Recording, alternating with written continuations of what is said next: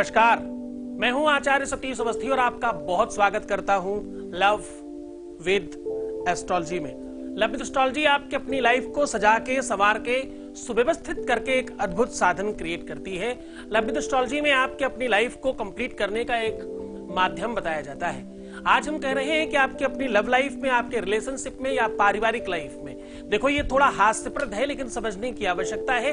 शादी के पहले और शादी के बाद के अलावा लाइफ में कुछ है नहीं।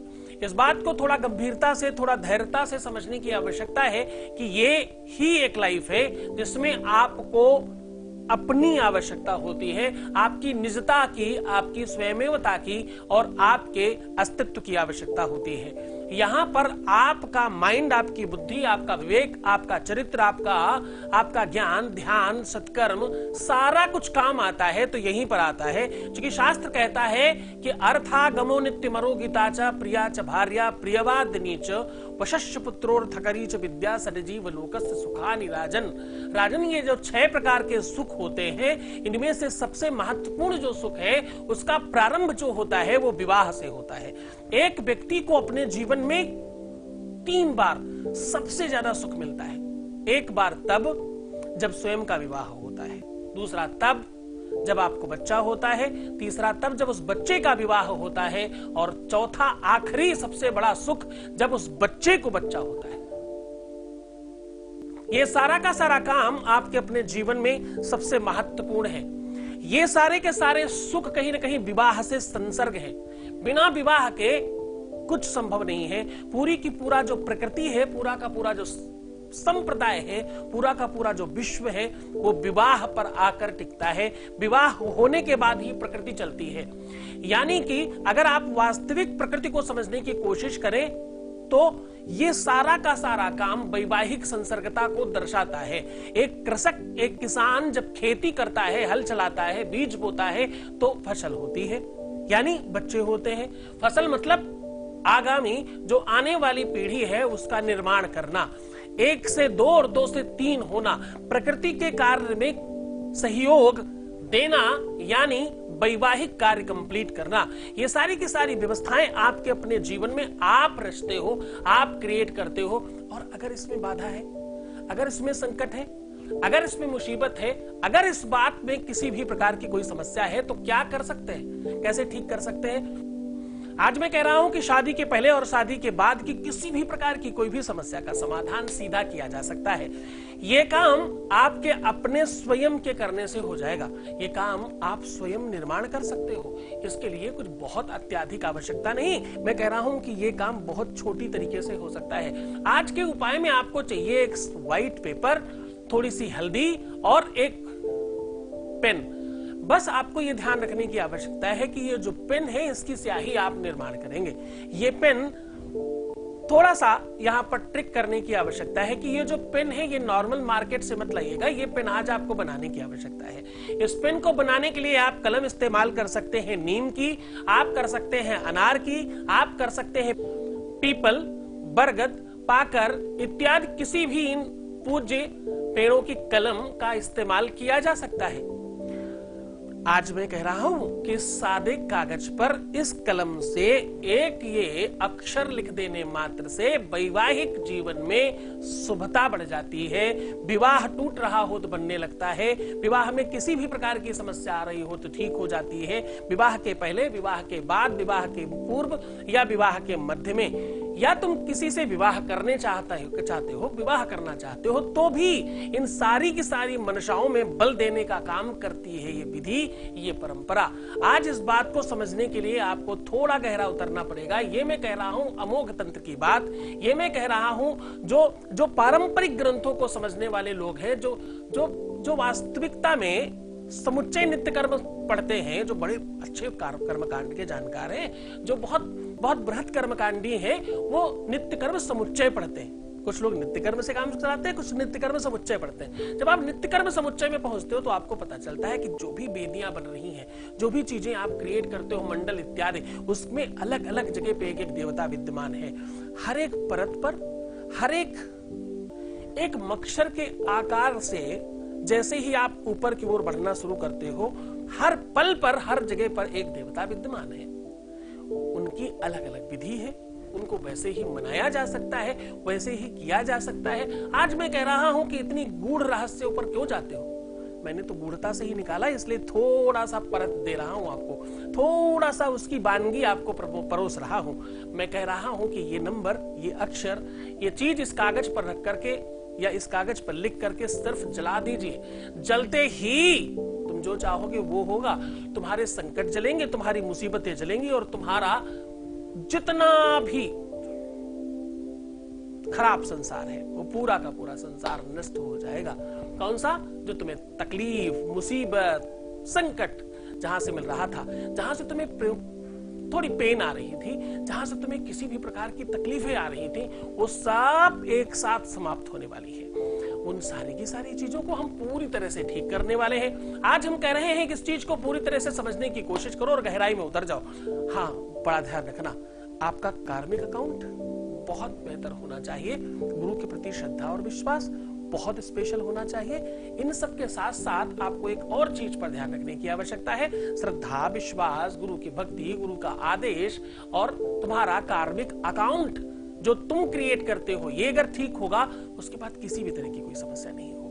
बस इतना सा तुम ठीक करने के बाद अपने जीवन को मूल्यवान बना सकते हो। बस इतना सा ठीक करके अपनी लव लाइफ, अपनी पारिवारिक लाइफ, अपनी रिलेशनशिप लाइफ, अपनी दाम्पतिक लाइफ, अपनी मैरिटल लाइफ को 100% सुव्यवस्थित कर सकते हो।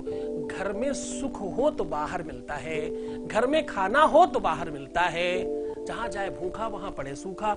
जहां अगर तुम्हारे आसपास का माहौल बेहतर बना ले गए तो निश्चित तौर पर मानना कि तुम्हें बाहर जाकर के भी वही सब चीजें मिलेंगी। अगर तुम्हारे आसपास कुछ अच्छा नहीं है तो तुम बाहर जाकर के अच्छा कर नहीं सकते, तुम पा नहीं सकते। तुम छोटी सी जगह में रह करके कभी भी बड़ा सोच नहीं सकते। ये सच है कि कमल कीचड़ में होता होगा, ये सच है कि काजल कोठरी में पाया जाता होगा या दीपक से पड़ता होगा, ये सच है कि हीरा कोयले से निकलता होगा, लेकिन ये उतना ही सत्य है कि बहुत बृहद विचार के लिए आपको जो जड़ चाहिए, जो आसन चाहिए ना। बड़े बड़े पंडित, पुजारी, महात्मा, अमलात्मा, सिद्धात्मा, योगी जन क्या कहते हैं? वो कहते हैं भैया आसन सिद्ध करो, आसन अच्छा होना चाहिए।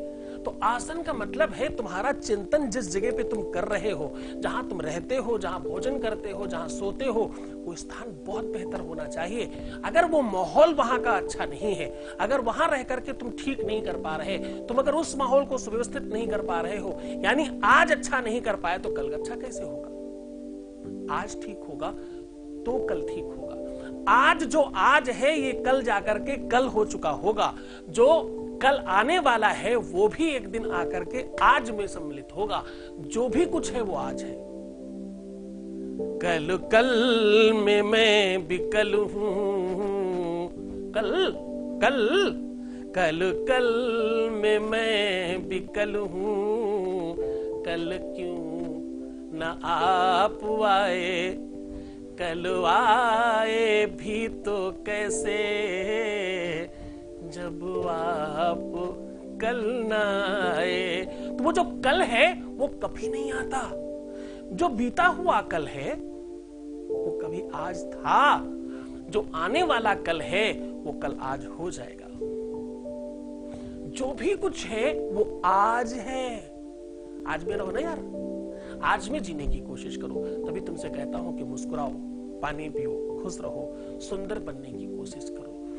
जीना प्रारंभ तो करो, तुम अपने को आदत तो डालो, अपनी प्रकृति को आदेश तो दो कि मुझे ऐसे ही रहना है।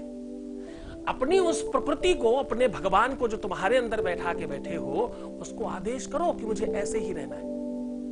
आदेश करो कि तुम्हें इसी प्रकार से जीवन जीना है। आदेश करो कि तुम्हारे जीवन में यही सब चीजें चाहिए। आदेश करो कि तुम्हें इसके अलावा कुछ चाहिए ही नहीं। और तुम क्या कर रहे हो? क्या करें, नहीं होता, बहुत मुश्किल काम है, कैसे संभाले, नहीं संभलता। तो तुम ये कह रहे हो इनडायरेक्ट कि भैया मुझे चाहिए ही नहीं सुख, नो नीड, चाहिए ही नहीं, आवश्यकता ही नहीं मुझे सुख की, मुझे तो दुख की आदत है, मुझे तो यही चाहिए। क्योंकि विपदो नैव विपदः संपदो नैव संपदः। तुम्हारी आदत है भाई, तुम्हारे जड़ में विद्यमान है कि विपदो नैव विपदः संपदो नैव संपदः विपद विस्मरणं विष्णु संतति नारायण स्मृति। भैया कहते हैं कि जो बहुत गूढ़ रहस्य में लोग होते हैं ना, वो अपने पाप को पहले वर्क करते हैं। भगवत कृपा से तुम्हारे जीवन में जब परिवर्तन आएगा, जब तुम प्रारंभ करोगे। मैं तुम्हें क्यों डांटता हूं, क्यों चिल्लाता हूं, क्यों चीखता हूं, क्यों तुम्हें इस बात पर बार बार वार करता हूं कि तुम अपनी प्रकृति को आदेश करो साहब। तुम एक बार प्रारंभ तो करो, तुम इस बात को करना शुरू तो करो कि तुम्हें खुश ही रहना है। तुम इस बात को करना शुरू तो करो कि तुम्हें ऐसे ही रहना है। तुम्हें सबका आदर करना है, सबका सम्मान करना है, बहुत प्यार से रहना है, अच्छी बातों में भी अच्छा और बुरी बातों में भी अच्छा चिंतन करना है, खूब पानी पीना है, सुंदर बनना है, खूब अच्छे से रहने की कोशिश करना है, खूब मुस्कुराना है। ये करके तो देखिए, इतने मात्र से तुम्हें ये जो बिल्कुल मजाक सा लगता है, ये मजाक तुम्हारी लाइफ को चेंज कर देगा। ये मजाक अपने साथ करो तो तुम सही, एक बार इस मजाक को करना शुरू कर दो अब तुम। फिर देखना कि तुम्हारा आज ही नहीं, तुम्हारा सारा काज ठीक हो जाएगा। काज मतलब काम होता है, आज काज साहब। और फिर तुम्हारा होगा राज, तुम राज्य करोगे। आज से काज और काज से राज, ये संपूर्णता तुम्हारे हाथों में है। तो चलो प्रवचन बंद, सीधा तुम्हारे को लेकर चलते हैं उपाय की ओर। उससे पहले एक छोटा सा वॉइस मैसेज लेंगे। एक voice message please. Radhe Radhe Guruji, मैं आपके चरणों में कोटि कोटि प्रणाम करती हूँ गुरुजी। गुरुजी, जब से मैं आपके चरणों में आई, आपका आशीर्वाद जब मुझे मिला, मैंने आपके यहाँ पे पूजा करवाई और मेरी लाइफ में बहुत चेंजेस आए। मेरे हस्बैंड की लाइफ भी बहुत चेंज हो गई और हम दोनों की मैरिड लाइफ बहुत अच्छे से चल रही है। उसके लिए मैं आपका बहुत बहुत बहुत शुक्रगुजार करती हूँ Guruji. Thank you, thank you. बहुत बहुत धन्यवाद, बहुत साधुवाद, बहुत बहुत आशीर्वाद। परमात्मा आपको सुव्यवस्थित करे और खूब अच्छा करे, खूब सारा प्यार भरे। और ये सब कुछ आपकी वजह से है। ये सारा का सारा दारोमदार आप पर डिपेंड करता है। तुम्हारी श्रद्धा और तुम्हारे विश्वास की वजह से तो ये सब कुछ हुआ है। बहुत ध्यान रखिएगा अपना। आज मैं ये कह रहा हूं कि इस उपाय को करते ही, इस उपाय के करने के मात्र, इस उपाय के करने के बाद आपके अपने जीवन में सुलभता बढ़ जाएगी। अब आपको करना सिर्फ इतना है, क्या करना है? हल्दी को गौमूत्र से या कच्चे दूध से लेप बनाइए।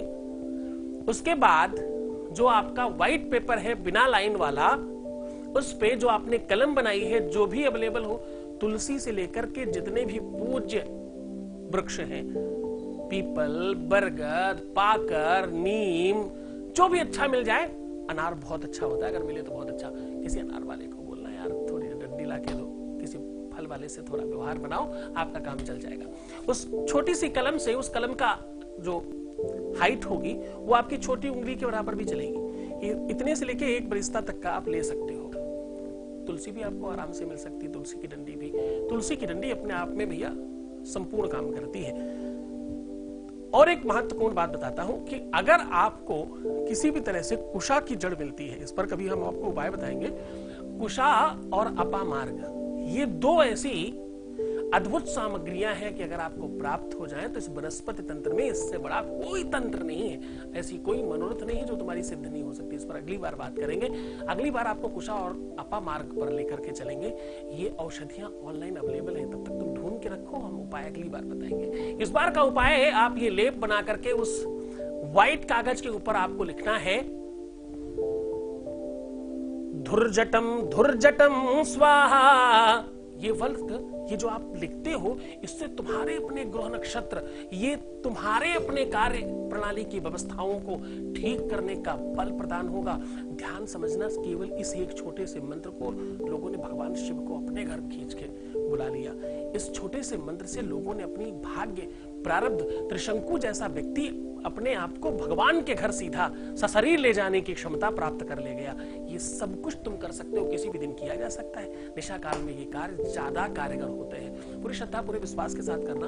उसके बाद तुम्हें पता है जला देना है, उस राख को अपने ही शरीर में मल करके फिर दूसरे दिन स्नान करना है। ऐसा करने से आपकी अपनी भाग्य, कपार, प्रारब्ध और आपकी किस्मत, आपका लक, सब कुछ बहुत बेहतर होगा। अपना बहुत ध्यान रखिएगा, अपना बहुत ख्याल रखिएगा, मुस्कुराइएगा और सुंदर बनने की कोशिश करिए। अपना जितना तुम ध्यान रखोगे ना उतना अच्छा होगा। पानी पीना बिल्कुल मत भूलना, प्रीवियस लाइफ बताते नहीं है। बुराइयां थोड़ी कम करते हैं, अपनों में तुम्हारे वो भी आते, जरा ध्यान रखना। बुराइयां कम करते हैं, खुश रहने की कोशिश करते हैं। बहुत ध्यान रखिएगा, भगवान शिव तुम्हें प्रसन्न करे, आनंदित करे, सुव्यवस्थित करे और तुम्हारी लाइफ को खूब अच्छा बनाए। ओम नमः शिवाय।